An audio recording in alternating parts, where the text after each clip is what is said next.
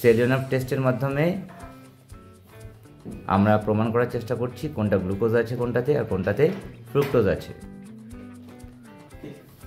যেটাতে গ্লুকোজ আছে তার মধ্যে কি থাকবে, সেটাকে বলে অ্যালডো সুগার, আর যেটাতে ফ্রুক্টোজ আছে সেটাকে বলে কিটো সুগার। তাই কিটো সুগার সেলিওনাসের সাথে কি করবে, রিয়াক্ট করবে, করে একটা চেরি রেড কালারেশন তৈরি করবে।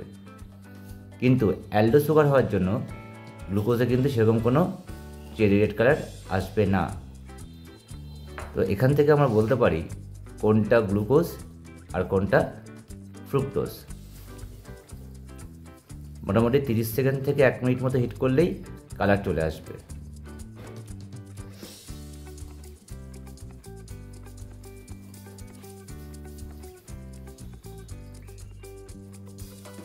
না তোলো, এবার দুজনেই তোলো।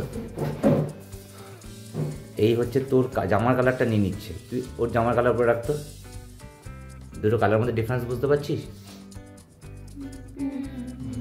এটা দেখ, যত ঠান্ডা হতে থাকবে না তত ডিপ চেরি রেড কালার আসতে থাকবে, কিন্তু এটা দেখ হালকাই রয়ে গেছে।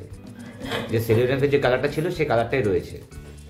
তাহলে এইখান থেকে কিন্তু আমরা গ্লুকোজ আর ফ্রুক্টোজকে আলাদা করতে পারি। এই যে আমার সব চেলাচামুন্ডা হেলিক্স বাইলাবে শাক নিয়ে একটু লুকিয়ে পড়ছে মোস্ট প্রবাবলি, কারণ স্বভাব আমি জানি।